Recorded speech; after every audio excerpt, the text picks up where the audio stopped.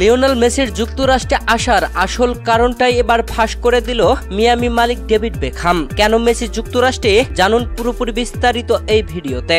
দর্শক, গত মৌসুমে পিএসজি ক্লাব ছেড়ে লিওনেল মেসি পাড়ি দেন যুক্তরাষ্ট্রের ক্লাব ইন্টার মিয়ামিতে। ইউরোপীয় ফুটবলকে ছেড়ে লিওনেল মেসি বেছে নেন যুক্তরাষ্ট্রের ফুটবল। কিন্তু কেন? এর ভেতরে প্রশ্ন রয়েছে অনেক, উত্তরও রয়েছে অনেক। তন্মধ্যে এবার মেসি যুক্তরাষ্ট্রে আসার আসল কারণটাই সবার সামনে উন্মোচন করে দিলেন মিয়ামি মালিক ডেভিড বেকহাম। দর্শক, যুক্তরাষ্ট্রে ইন্টার মিয়ামির হয়ে খেলতে এসে লিওনেল মেসি যুক্তরাষ্ট্রের ফুটবল চিত্রকেই বদলে দিয়েছেন।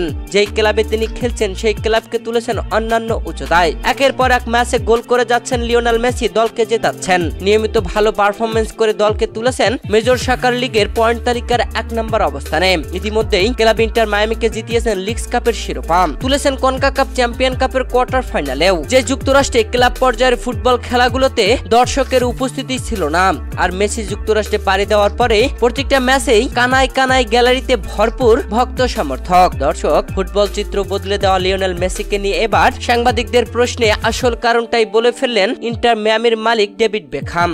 দর্শক, সদ্য এক সংবাদ মাধ্যমে ইন্টার মিয়ামির মালিক ডেভিড বেকহাম বলেন, লিওনেল মেসিকে আমেরিকাতে নিয়ে আসার একটি কারণ ছিল পরবর্তী প্রজন্মকে অনুপ্রাণিত করা।